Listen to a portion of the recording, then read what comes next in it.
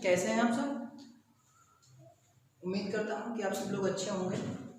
और जो कि आप लोगों को पता है कि हम लोग पाइथन की क्लासेस ऑनलाइन स्टार्ट कर चुके हैं और इसके 3 वीडियो आपको मिल चुके हैं। चौथा जो कि हम लोग पिछली बार डिस्कस कर रहे थे, जिसमें हम लोगों ने डिस्कस किया था source code, object code and definition. इसके अलावा हम लोगों ने brief description of programming language के बारे में समझा था और कंपाइलेशन समझा था। कंपाइलेशन ही चल रहा था और कंपाइलेशन के बारे में कुछ चीज़ें हम लोगों ने समझ ली थी, जैसे कि इंटरप्रेटर है, असेंबलर है और हमारा कंपाइलर है।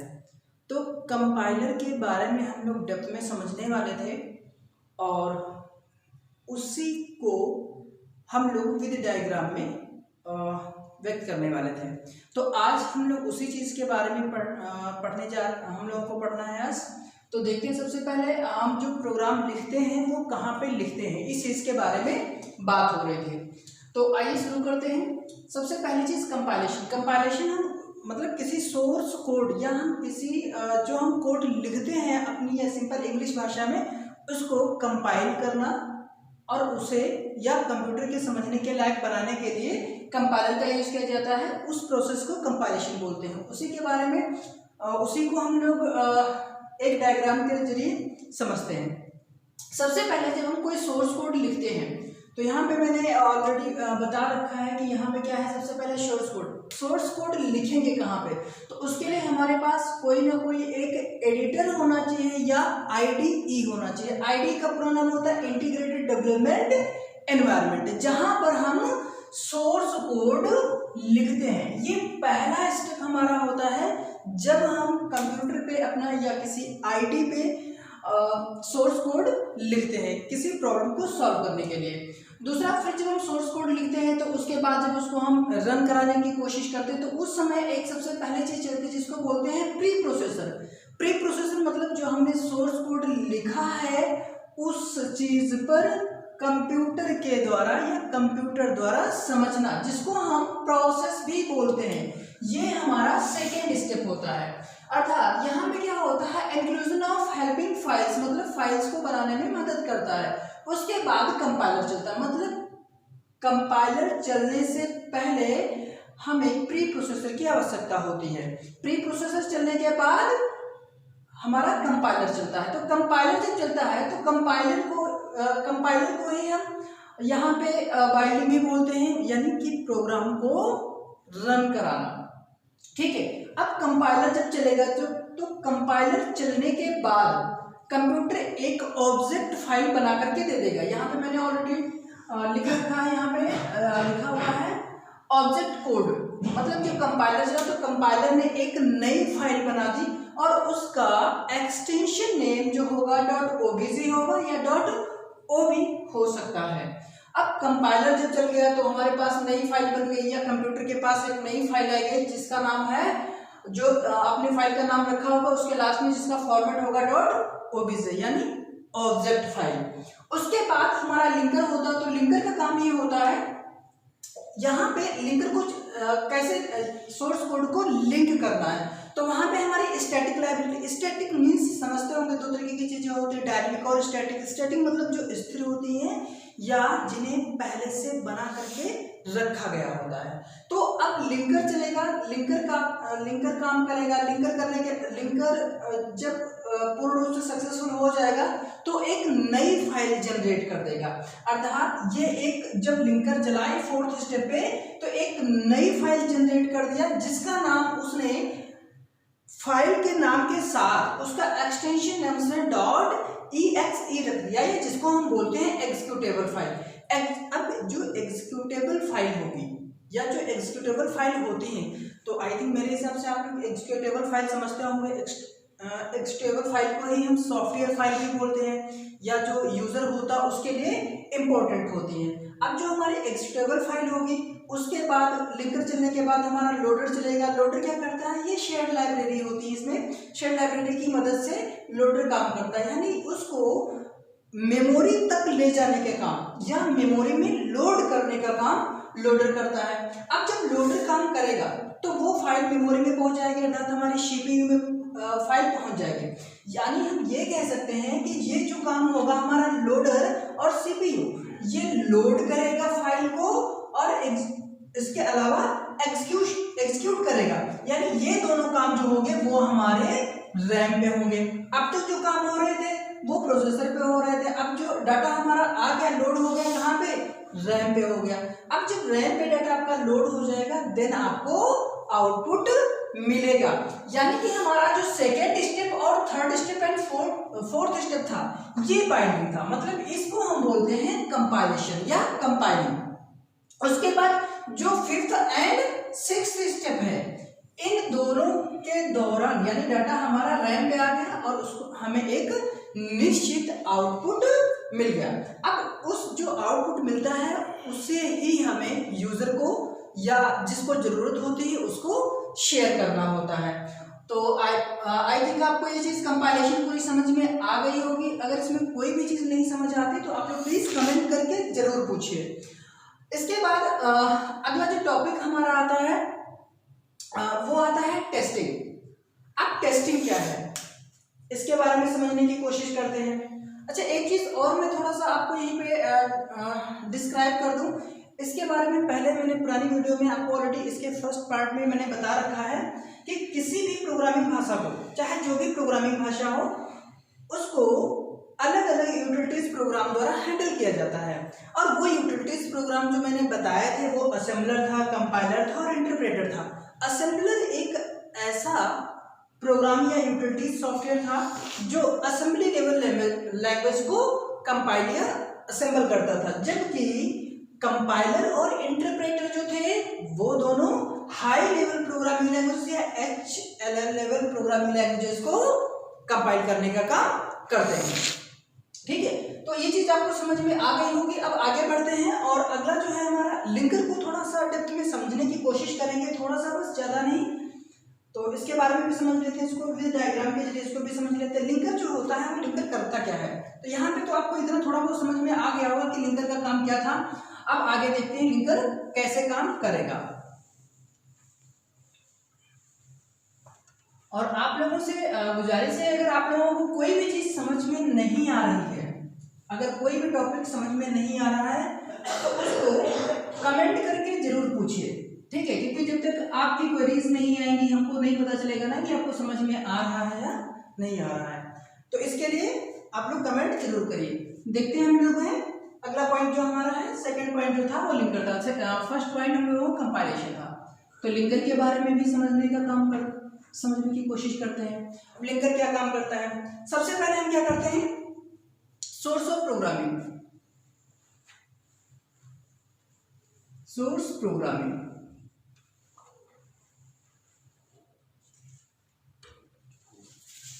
अब सोर्स प्रोग्रामिंग के बाद क्या होता है, चाहे जो भी चीज हो, या तो वो असेंबलर होगा, ठीक है, तो असेंबलर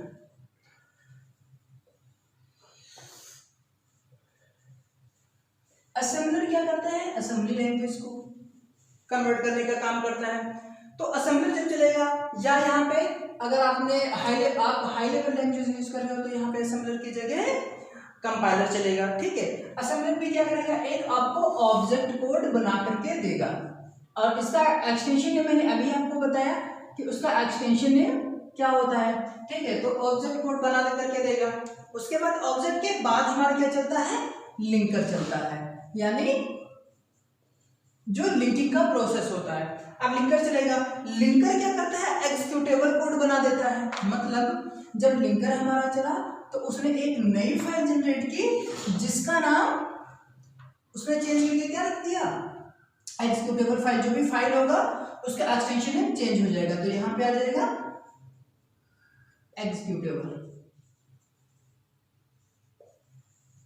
एक्जीक्यूटेबल फाइल। इसका एक्सटेंशन नेम तो जानते हैं सभी लोग, .exe होता है।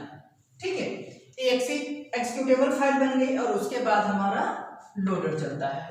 ठीक है, तो लोडर का काम ये होता है कि वो मेमोरी में डाटा को लोड करता है। जो हमारा डाटा होगा, सोर्स कोड जो होगा, हमारा जो सॉफ्टवेयर बनेगा वो रैम पे आ जाएगा और उसके बाद वह काम करना शुरू कर देता है। अब नेक्स्ट टॉपिक होता है, अब लोडर तो आप लोगों को समझ में आ गया होगा कि लोडर क्या काम करता है ना। अगर नहीं समझ में आया तो आप कुछ कमेंट करिएगा, उसके बारे में हम लोग बताएंगे, दोबारा से समझाने की कोशिश करेंगे। अब नेक्स्ट पॉइंट की तरफ चलते हैं, जो कि बहुत ही इंपॉर्टेंट है, जिसको बोलते हैं टेस्टिंग। ठीक है, अब टेस्टिंग के बारे में समझ लेते हैं। पहले टेस्टिंग होती क्या है। सबसे पहली चीज, टेस्टिंग हमारा लास्ट स्टेप होता है जब हम पूरा प्रोग्राम हमारा एग्जीक्यूट हो जाता है, हमारे पास फाइल बनके आ जाती है, यानी एग्जीक्यूटेबल फाइल आ जाती है। अब टेस्ट करेंगे किसको, इसके और एक सिंपल एग्जांपल के जरिए भी समझ सकते हैं। जैसे हम कोई भी चीज़ बनाते हैं, अगर जैसे सपोज करके खाने पीने वाली चीज़ों में से कुछ हम बना रहे हैं, तो बनाने के बाद उसे टेस्ट करते हैं, क्या वह सही से बना है या नहीं बना है। अगर कोई कमियां रह जाती हैं तो उनको दूर करने की कोशिश करते हैं। वही चीज़ यहाँ पे है, जो हमें प्रॉब्लम मिली थी या जो हमारे पास प्रॉब्लम थी, उसको जब हम सोर्स कोड में कन्वर्ट करने के बाद पूरा प्रोसेस हो गया, हमारे पास एक EXE फाइल बन के आ गई। अब उस EXE फाइल को टेस्ट करेंगे कि जो प्रॉब्लम में मेंशन था या जो प्रॉब्लम थी हमारी, क्या वह सॉल्व हुई है। तो उससे हम टेस्टिंग प्रोसेस बोलते हैं, जो कि लास्ट प्रोसेस होता है। ठीक है, अब टेस्टिंग में दो चीजें शामिल होती हैं। पहली चीज होती है वेरिफिकेशन। फर्स्ट पॉइंट है वेरिफिकेशन मतलब कि जैसे हमने कोई भी चीज शुरू की और जो प्रॉब्लम थी हमारे पास, यदि जो प्रॉब्लम थी उसे हमने समझने की कोशिश की और उसका प्रोग्राम डिजाइन किया। अब ये हम कहें कि जो हमने प्रोग्राम बनाया है, क्या वह सक्सेसफुल या सही है, वह काम कर रहा है नहीं कर रहा है, जिसकी बात प्रॉब्लम में की गई थी। अगर हम दूसरे शब्दों में कहें तो यहाँ कह सकते हैं, यह सुनिश्चित करने के लिए कि उत्पाद या जो भी हमारे पास था उस तरह का व्यवहार कर रहा है या नहीं कर रहा है जो प्रॉब्लम में मेंशन था। अगला जो पॉइंट होता है वो होता है सेकंड पॉइंट जो होता है इसका वैलिडेशन।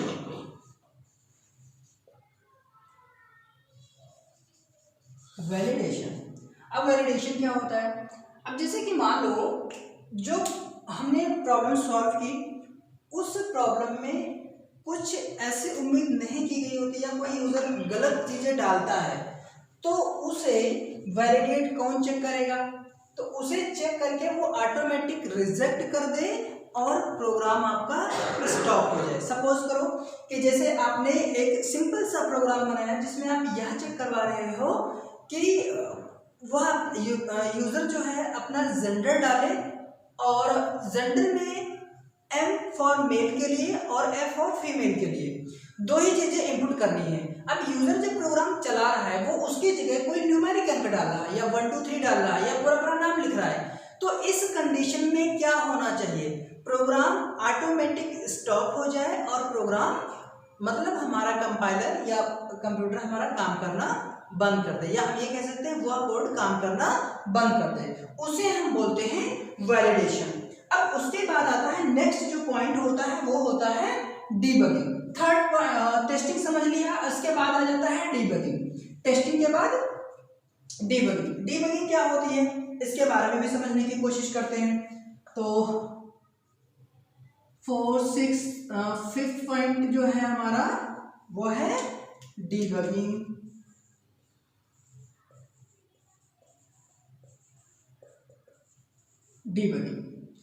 डिबगिंग या हम ये कह सकते हैं बग मीन्स, पहले समझ लेते हैं बग होता क्या है। ठीक है, बग मतलब होता है गलती या एरर्स।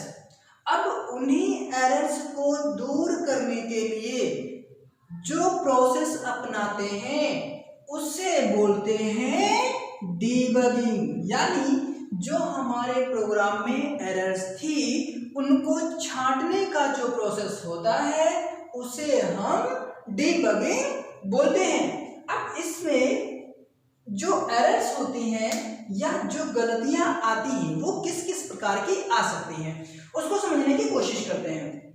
वैसे नॉर्मली जो लोग सी या C++ या अदर प्रोग्रामिंग लैंग्वेज के बारे में जानते हैं थोड़ा बहुत, तो वो जानते हैं कि गलतियां हमेशा 4 प्रकार की ही होती हैं। ठीक है, कोई भी प्रोग्रामिंग लैंग्वेज है उसमें 4 तरह की एरर ही आती हैं। यानी हम यहाँ पे डिस्क्राइब कर दें टाइप्स ऑफ एरर।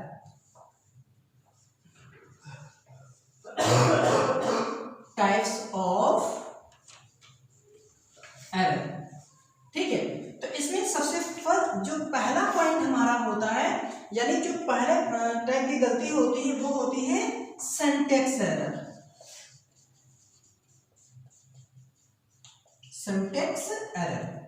अब सिंटैक्स एरर क्या होती है? सिंटैक्स एरर कुछ रूल हर प्रोग्रामिंग लैंग्वेज के, चाहे जो भी हो, उसके कोई ना कोई रूल्स होते हैं या सिंटैक्स लिखने का कोई ना कोई तरीका होता है या माध्यम होता है। उस माध्यम के जरिए ही हम अपना कोड लिखते हैं। अब उसमें से मान लो कोई चीज आप भूल गए लगाना, तो वह जो एरर होगी वह सिंटैक्स एरर होगी। इसका एग्जांपल हम यहाँ पे समझ लेते हैं, इसी के आगे हम लोग आगे कोशिश करते हैं। यहाँ पे एग्जांपल समझ लेते हैं, ठीक है। तो एग्जांपल में मान लो जैसे आपने लिखा प्रिंट, ठीक है। अब प्रिंट लिखने के बाद आपने ब्रैकेट लगाया, डबल कोट्स लिखा और यहां पे लिखा हेलो और उसके बाद एंटर कर दिया। अब यहां पे देखो मिसिंग क्या है, यहां पे पहली चीज आपने डबल कोट्स नहीं लगाए, यानी जो प्रोग्रामिंग लैंग्वेज हमको सिंटैक्स लिखने के रूल्स है उसके प्रोग्रामिंग लैंग्वेज के, वो हमने फॉलो नहीं किए। तो ये जो एरर होगी ये सिंटैक्स एरर होगी। कौन सी एरर होगी? ये सिंटैक्स एरर, ठीक है। इसको बोलते हैं सिंटैक्स एरर। अगला जो अगर हम इसी को सही करेंगे, करेक्ट करेंगे, तो किस तरीके से करेंगे? अब करेक्ट करने के लिए यहाँ पे हमने जैसे लिखा था प्रिंट और ब्रैकेट डबल कोट्स और यहाँ पे लिखा हेलो और उसके बाद डबल कोट्स और ब्रैकेट बंद एंटर। अब ये जो है ये आपका सही है, ठीक है। तो पहले जो फर्स्ट हमारा टाइप था एरर का वो सिंटैक्स एरर था। दूसरा है सेमेंटिक एरर। सेमेंटिक एरर के बारे में थोड़ा सा समझते हैं, ठीक है। सेमेंटिक एरर क्या होती है?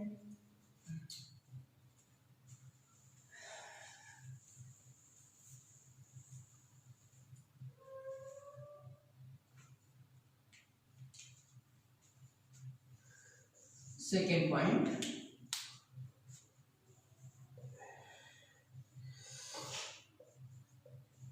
Semantic error. सेमेंटिक एरर, ठीक है। तो सेमेंटिक एरर क्या होती है इनके बारे में भी समझ लेते हैं। सेमेंटिक एरर किसी प्रोग्राम में त्रुटियां, या हमें कह सकते हैं जो कोई ऑपरेटर हमको कोई दूसरा यूज करना था और यूज हमने दूसरा कर दिया, तो वो सेमेंटिक एरर हो जाएगी। अगला जो नेक्स्ट जो हमारी एरर होती है लॉजिकल एरर। थर्ड पॉइंट, सबसे बड़ी प्रॉब्लम जो आती है ना वो थर्ड पॉइंट में ही आती है, लॉजिकल एरर। लॉजिकल एरर, जब हमारे पास कोई प्रॉब्लम होती है तो सबसे पहली चीज ये होती है हमें उसे समझना और उसके बाद उसे लिखना या उसे सॉल्व करना कहाँ से शुरू करें, यह हमारे पास सबसे बड़ी प्रॉब्लम होती है। सपोज करो किसी ने कहा कि आपके पास एक प्रॉब्लम है, उसने दिया कहा कि हमको एक ऐसा प्रोग्राम बना करके दे दो जो सिर्फ और सिर्फ नेचुरल नंबर प्रिंट करे या सिर्फ ऑड नंबर प्रिंट करे या सिर्फ इवन नंबर प्रिंट करे। अगर मान लो उसने कहा कि हमको एक ऐसा प्रोग्राम चाहिए जो सिर्फ ऑड नंबर प्रिंट करता हो, तो अब आपके सामने प्रॉब्लम ये है कि वो ऑड नंबर निकल करके आएंगे कहाँ से? ऑड नंबर का प्रोग्राम बनाएंगे तो वेरिएबल्स कितने होने चाहिए, उसमें लॉजिक क्या लगेगा, लॉजिक मतलब हम उसको कैसे लिखेंगे, कौन से फॉर्मूला लगाएंगे, ये सारी चीजें जो होती हैं वो लॉजिकल एरर में होती हैं। अब लॉजिकल एरर जब आ रही है हमारे सामने तो प्रॉब्लम और एक चीज है सबसे बड़ी यहाँ पे ये भी है कि ये जो लॉजिकल एरर होती हैं इन्हें कंपाइलर भी छांट नहीं पाता। यानी अगर मान लो कि आपको दो नंबर को मल्टीप्लाई करना था और मल्टीप्लाई की जगह आपने इस तरीके से, हमने कहा कि दो नंबर को मल्टीप्लाई करो और यहाँ पे रिजल्ट आ गया हमारा, दो नंबर का मल्टीप्लाई 2 × 2 कर दिया 4 आ गया। लेकिन प्रोग्राम बनाते वक्त हमने गलती से क्या कर दिया 2 + 2। अब यहाँ पे जो होगा यहाँ पे भी 4 होगा, लेकिन ये 4 जो है वो मल्टीप्लाई है या फिर सम है, या कैसे पता चलेगा? तो प्रॉब्लम ये हो गई ना कि यहाँ पे अगर 2 + 2 कर रहे थे तो तभी 4 आ रहा था, 2 × 2 कर रहे थे, लेकिन यूजर ने अगर दूसरी बार उसमें यहाँ पे कोई दूसरी संख्या डाल दी, और वो तो कह रहा है कि हमको भाई केवल मल्टीप्लिकेशन चाहिए, लेकिन उसने दूसरी संख्या डाल दी, मान उसने 10 डाल दिया, तो 10 + 2 कितना हो गया 12 हो गया, ठीक है। लेकिन वो क्या कह रहा था मल्टीप्लाई करने के लिए। अब यहाँ पे अगर मल्टीप्लाई करोगे 10 तो यहाँ पे कितना आउटपुट आना चाहिए इसका 20, लेकिन यहाँ पे आउटपुट कितना आ रहा है 12। तो ये हमारे सामने सबसे बड़ी प्रॉब्लम होती है जिसे समझना खुद को ही होता है, और ये लॉजिकल एरर जो होती है ये कोई भी नहीं बता सकता, ये स्वयं आपको ही छांटनी होती है कहाँ पे हमें कौन सा ऑपरेटर यूज करना है और कैसे उसे लिखना है, ठीक है। तो आई थिंक आपको लॉजिकल एरर भी समझ में आई होंगी। नेक्स्ट जो लास्ट एरर होती है वो होती है रन टाइम एरर, ठीक है। रन टाइम एरर के बारे में भी समझ लेते हैं, जो हमारी लास्ट एरर है run time error. Fourth point, run time error. Run time error में क्या होता है, जैसे कि आपने प्रोग्राम लिखा, पूरा प्रोग्राम लिखने के बाद आपने उसको कंपाइल करवाया, तो कंपाइल जब होगा तो वहां पे जैसे कि आपने कहीं पे सोर्स कोड में या सिंटैक्स फॉलो नहीं किया, सिंटैक्स के रूल फॉलो नहीं किए, या सिमेंटिक एरर कोई आ गई, या फिर आपके पास यही दो तरीके की एरर्स उसमें आती हैं। अब इनमें से अगर किसी के रूल्स फॉलो नहीं किए हैं आपने, ठीक है, तो आपके पास रन टाइम एरर आएगी। रन टाइम एरर में जब प्रोग्राम पूरा हमारा एग्जीक्यूट हो जाएगा, उसके बाद जो हमारा आईडी होगा या कंपाइलर जो होता है वो एक अलग मैसेज बॉक्स देता है, और मैसेज बॉक्स में जो भी हमारी एरर होती है उस सोर्स कोड में या उस प्रोग्राम में वह वहां पे डिस्प्ले होती है, ठीक है। तो आई थिंक आपको आज के लेक्चर में ये सारी चीजें समझ में आई होंगी। अगर इनमें से कोई भी टॉपिक आपको नहीं समझ में आया है तो आप उसे कमेंट करके पूछिए, कोई भी अगर एरर नहीं समझ में आ रही तो वो आप पूछिए, ठीक है। और इसी के साथ में ये आपका पहला चैप्टर जो है वो फिनिश्ड होता है, और पहले चैप्टर में से अगर आपको कोई भी कंफ्यूजन है या कोई भी चीज नहीं समझ में आई है तो उसे आप कमेंट करके पूछिए, ठीक है। Thank you so much.